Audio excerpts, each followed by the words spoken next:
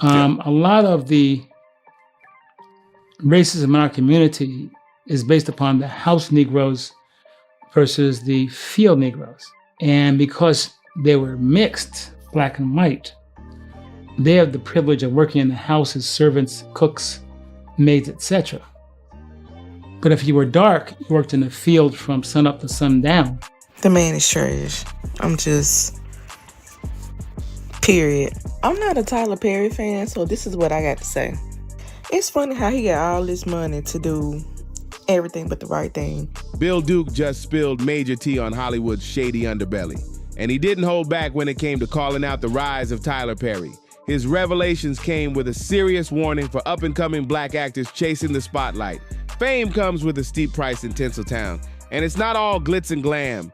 So, what exactly did Duke say? Back in 2018, during a Raw interview with Film Courage, the legendary actor and director broke it down with brutal honesty. He sounded the alarm for young black talent, making it clear that Hollywood isn't a game for the faint-hearted. Duke didn't sugarcoat a thing. Instead, he laid it all out like a seasoned vet who's seen way too much. He compared the industry to a ruthless game of strategy. You better be playing chess, he warned, because out here, most people are only playing checkers. That was just the start. Duke painted a gritty picture of rejection, betrayal, and constant self-doubt. Stuff most newcomers never see coming. So betrayal happens all the time. Betrayal, rejection, and this is part of our industry. But it wasn't all doom and gloom. Duke also dropped gems about finding your own path. He urged rising stars to tap into their inner strength, stay confident, and push the boundaries with fresh ideas and fearless creativity. He even kicked things off with some jaw-dropping stats. Only 20% of actors manage to snag regular gigs through SAG or AFTRA. That's a cold truth, and Duke made sure no one walked away from that interview without feeling it. Out of all those actors grinding in the industry, only 10% make it past the six-figure mark, raking in more than $100K a year. That stat alone shows how cutthroat the game really is. So many roll into Hollywood full of dreams and hype, only to get hit with wave after wave of rejection that crushes their spirit and shatters their confidence. You're coming in here with hope and dreams, right? Along with thousands of other people that look as good as you on the same day you're coming. Bill Duke didn't shy away from the emotional damage that kind of constant no can do. He spoke with real empathy, saying that being turned down day after day for years can break even the strongest people down. Confidence fades, self-worth takes a nosedive, and before you know it, you're questioning if you're even good enough to be seen. Some fall into dark places trying to numb that pain, and Duke admitted he wasn't immune to it either. He talked about battling some unhealthy habits himself early in his career, but he didn't stop there. He made sure to shine a light at the end of the tunnel. Duke spoke on the power of healing, urging actors to find peace through things like meditation, reflection, and building themselves up from the inside out. Instead of waiting for someone to hand them a chance, he told them to make their own lane. That kind of mindset, he said, could be the game changer. In today's world, the gatekeepers don't hold all the power anymore. With podcasts, YouTube series, and other online platforms blowing up, actors can now showcase their talent without waiting for approval from anyone. You don't have to wait to be discovered. You can put podcasts and webisodes up. In another convo, Duke peeled back even more layers, breaking down how raw talent, smart business moves, and understanding the industry all come together. His advice? Straight up and real. Know your worth, master your craft, and learn the business too. Duke made it loud and clear. Talent alone won't get you to the top in Hollywood. You need strategy, connections, and a rock-solid game plan if you want to stand out in a sea full of hungry dreamers. He smashed the fairy tale that being gifted automatically means stardom. In this business, talent without direction is like having a car with no engine. It looks good, but it ain't going anywhere. You gotta have a mission, a path, Duke insisted. He wasn't just talking ambition. He meant cold, calculated vision. And he didn't dance around the dirtier side of the industry either. Duke straight up said that in this game, people trade favors, cut shady deals, and lean heavy on who they know, not always what they can do. He warned that walking in blind, thinking talent will carry you, is just setting yourself up for disappointment. Then came the jaw dropper. Duke compared the industry to a game of pimping and hoe. to break down the twisted power plays that go on behind the scenes. It's raw, but it hit hard because in his view, too many folks get used up, tossed aside, or manipulated for someone else's gain. But here's the twist. Duke believed there's a way to flip it. He said the smart ones learn how to use that stage of being exploited as a stepping stone. Agents, managers, and producers, they're out there scouting for who they can mold and market. So Duke urged artists to take control. Make sure your talent works for you, not against you. And then he dropped another uncomfortable truth. Even beyond the racism baked into the system, colorism runs deep too. And sometimes it's coming from inside the community. He pointed out the painful reality that Black actors often face bias from Black directors themselves. Now that's a betrayal that cuts deep. Duke got real in a powerful interview where he peeled back the layers of colorism in the Black community, and he didn't hold anything back. He traced this deep-rooted issue all the way back to slavery, breaking down how division was deliberately planted to keep the community fractured. He started by explaining the brutal divide between house slaves and field slaves. Slave masters often forced themselves on enslaved women, and the children born from that abuse, usually lighter-skinned, were given house roles like cooking or cleaning. Meanwhile, darker-skinned slaves were stuck working in the brutal heat, doing back-breaking labor from dawn to dusk. That twisted power play planted resentment that's still being felt today. And the house Negroes were the ones who Massa had sex with a slave and she'd have a baby. And because they were mixed, Black and white, they have the privilege of working in the house as servants, cooks. A lot of the racism in our community is based upon slavery principles, Duke explained. He said that the lighter-skinned folks, or house ends, had privileges that set them apart, and that created a wall.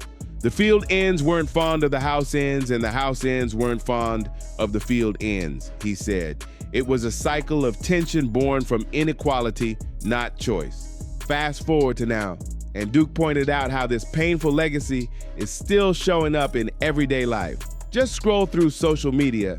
Hashtags like Team Light Skin and Team Dark Skin are full of arguments between light and dark-skinned Black women, fighting over beauty standards that were never created for them in the first place. Each tag over 300,000 members deep, what makes it even wilder. Duke noted how society praises features rooted in Black beauty. I have white female friends. While that same beauty gets picked apart within the community. He called out the double standard, pointing to how many white women now chase the same features that some in the industry used to reject. And let's be clear, this isn't the first time Hollywood's had to face these kinds of accusations. The problem's been simmering for years. Duke just brought it right back into the spotlight. A resurfaced interview just set off alarms across Hollywood. And this time, it's none other than Chris Rock throwing major shade at Tyler Perry. The bold comedian didn't tiptoe around his words when he hinted that Perry's blockbuster movies might be pushing colorist narratives without even realizing it. That comment lit up the entertainment world with fierce debates about diversity, image, and who gets to play what roles in Black storytelling. Rock dropped the bomb during a raw convo about what Tupac Shakur's life might have looked like if he were still alive. His words, brutal and biting. Tupac might have been a political leader, but then again, Tupac might be in a Tyler Perry movie right now, Rock joked. He kept going, Tupac might be the bad dark-skinned boyfriend in a Tyler Perry movie. That one line sent shockwaves, and folks started looking real closely at Perry's pattern. Rock pointed out a familiar setup in those films. A woman stuck in a toxic relationship, usually with a dark-skinned man who's either violent, controlling, or just no good, and then swoops in a lighter-skinned guy painted as the gentle hero who saves her. This formula got a lot of people talking. Critics argued that even if unintentional, this kind of storytelling feeds into ugly stereotypes, like associating darker skin with danger and lighter skin with love and safety. And in a community still healing from the scars of colorism, that hits different. And Rock isn't the only one speaking up. One user on Twitter called it out directly, saying Perry's work consistently shows a clear bias in the way characters are cast and portrayed. Man, it's trash. I'm just... period. Her post gained traction fast, with many chiming in about similar frustrations. While Perry's movies continue to break box office records, this conversation has fans wondering Is there a deeper bias baked into the scripts? But the criticism didn't stop with colorism. It went way deeper. That same outspoken Twitter user stirred even more controversy when she claimed Tyler Perry might actually have a deep-rooted fear of white people, and that this fear could be shaping how he writes and creates. As wild as that sounds, her comment struck a nerve. More and more black actors started speaking up, sharing their own uneasy experiences, and flat out saying they wouldn't rush to work with Perry again. One actor didn't hold back, openly saying they had no interest in collaborating with him ever again, and apparently they weren't alone. And they said they loved the script, but they wasn't sure how the film was going to turn out, so they passed. Now let's be clear, Perry's rise from small Atlanta theaters to being a Hollywood heavyweight is no small feat. The man built an empire off the strength of Madea and kept climbing from there. But even with all that success, his journey's been messy, filled with controversy and behind-the-scenes drama. And when it comes to making it in Hollywood, folks sometimes bend the rules to stay on top, and Perry's no exception. After killing it at the box office, he jumped into TV with hits like House of Pain, which had fans locked in. But just when things were heating up with a major syndication deal and a new spin-off called Meet the Browns, everything blew up. Here's what went down.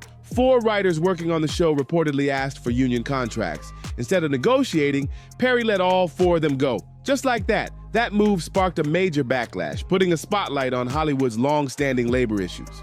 Writer Terry Jackson told Deadline, "We were good enough to create over 100 episodes, but now when it comes to reaping the benefits of the show, being syndicated and having other spin-offs from it, he decides to let us go unless we accept a horrible offer."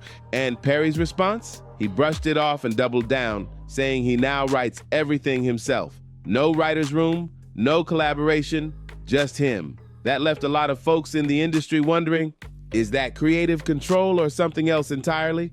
One thing's for sure, behind the spotlight, Perry's empire has stirred up a storm of debate, and it doesn't look like that heat is dying down anytime soon. But Perry's drama with the unions didn't stop at the writer's room. Things got even messier in 2015.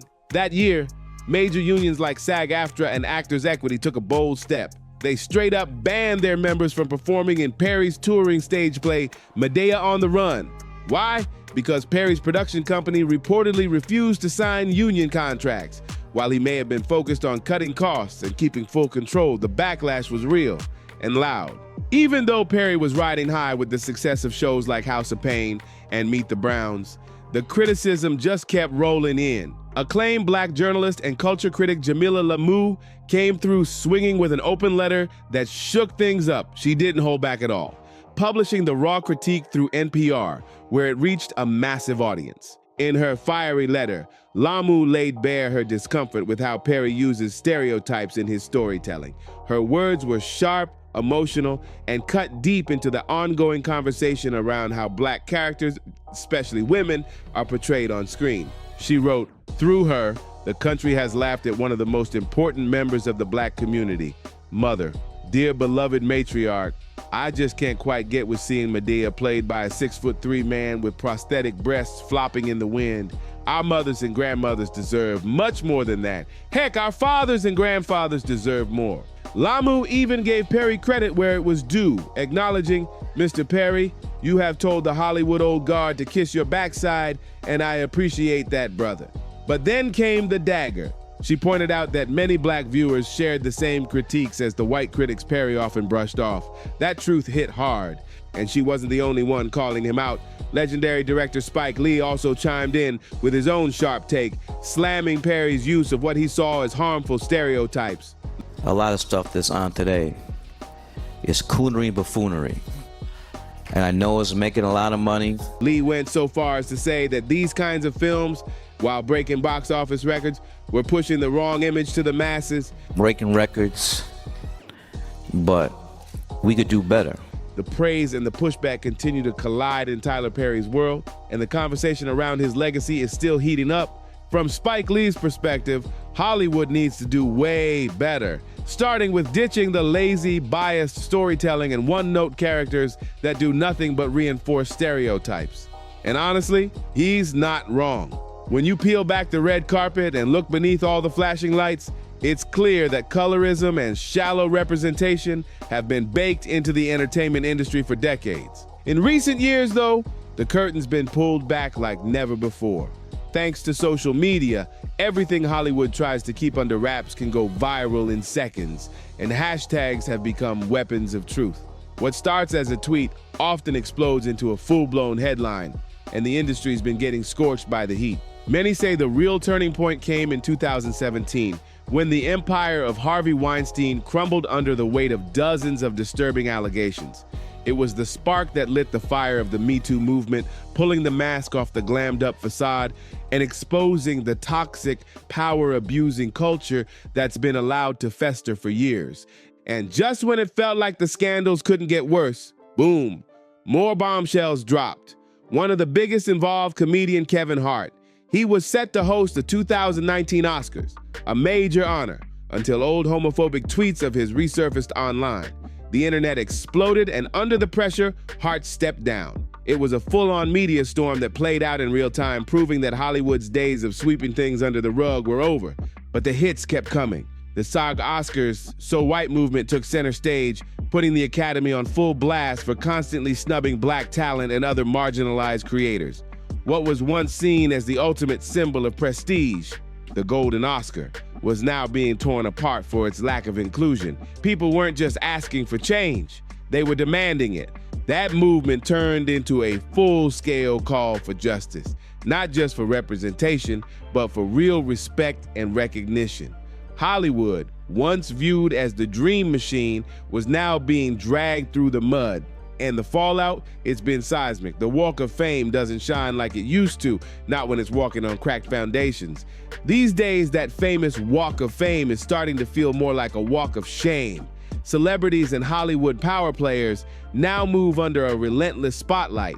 Every word, every deal, every past mistake is picked apart by a public that's done with silence and ready for real accountability. Kevin Hart has stepped down from hosting this year's Oscars. He put out a statement on Twitter tonight saying, "I have made the choice to step." Let's rewind to a powerful moment in Black Hollywood history, February 1940. On that day, the brilliant Hattie McDaniel made history by becoming the first African-American to win an Academy Award. She took home Best Supporting Actress for her role in Gone with the Wind. That should have been a moment of pure joy and celebration, and for many, it still is. This is one of the happiest moments of my life. And I want to thank each one of you who had a part in selecting me for one of the awards. But behind the curtain, the truth was gut-wrenching. Even as McDaniel accepted one of the highest honors in film, she was forced to sit at a segregated table, far from her white peers, at the very ceremony that was meant to honor her. That one image captured it all. Even at the peak of success, racism was still holding the reins. Fast forward over 80 years, and it's heartbreaking how much still hasn't changed. Yes, Hollywood has made some moves toward diversity, but it's been slow and often too shallow. The same industry that once shut Hattie out now faces backlash for the same kind of bias.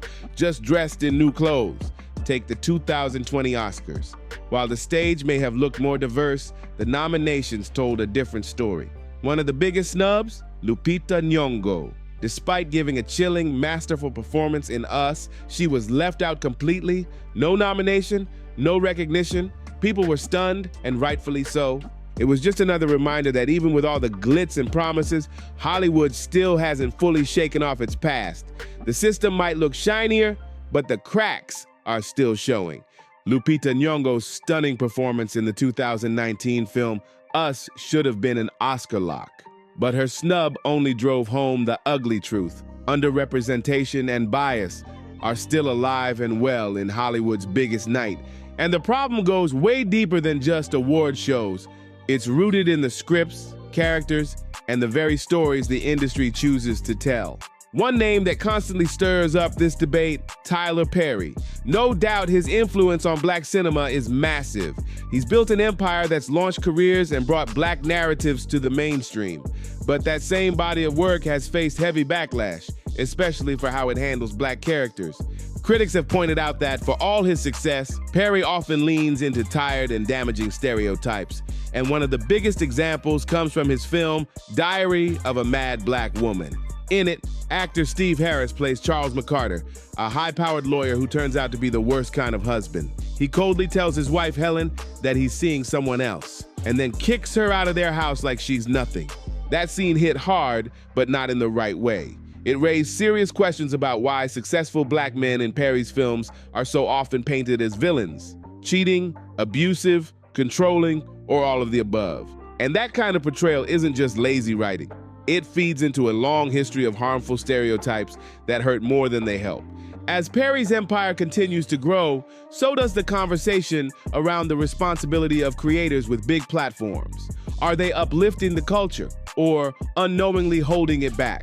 With influence comes power, and Perry's critics are demanding he use his better. No doubt, Tyler Perry has cracked open doors for a lot of black actors and storytellers, that's a fact. But even with all that success, people are still asking, do his characters really reflect the full, raw, and real experience of black life? Or are they stuck in a cycle of stereotypes that keep us boxed in? Hattie McDaniel's legendary Oscar win back in 1940 was a huge milestone, but also a painful reminder. Yes, it marked progress, but it also showed how far the industry still had to go. And today, that same tension is still there. The 2020 Oscars, with all its snubs, proved that despite all the hashtags and headlines, bias still creeps through the cracks.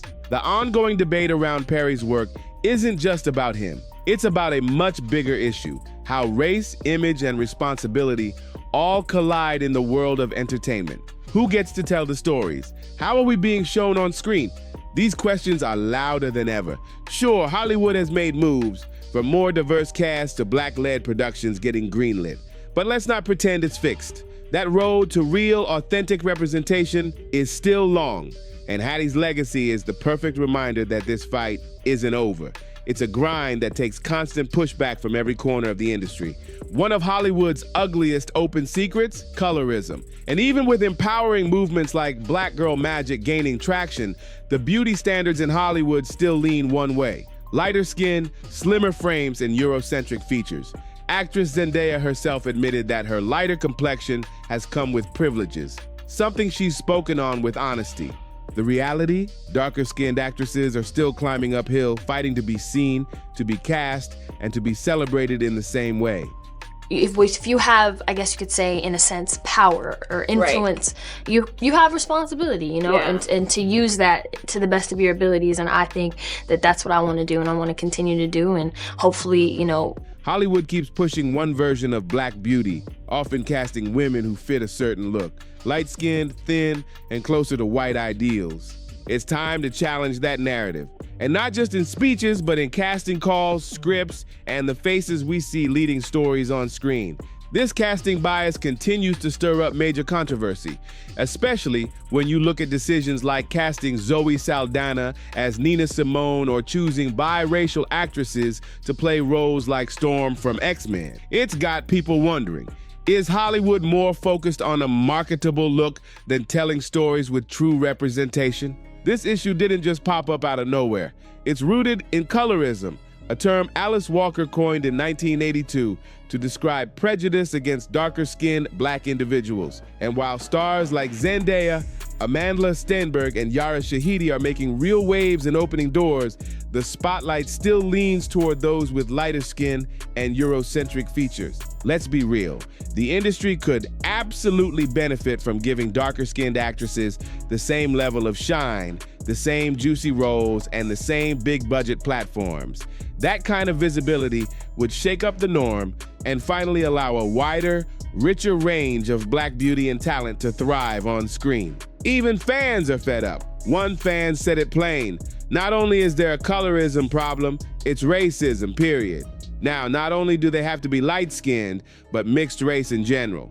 And I never see stories of black love anymore unless it's a show that's all black from the jump. That hit a nerve and shows how tired people are of seeing one version of blackness pushed as the standard. Mainstream shows still struggle to showcase healthy black relationships and strong black communities, and that silence speaks volumes. In the middle of all this, Bill Duke's honest and unfiltered words have reignited a much-needed conversation. And it's not just staying in Hollywood circles, it's spreading everywhere. All right, that's a wrap on this deep dive. If you made it this far, don't forget to like, subscribe, share, and drop a comment. We want to hear what you think. Let's keep the conversation going. See you in the next one.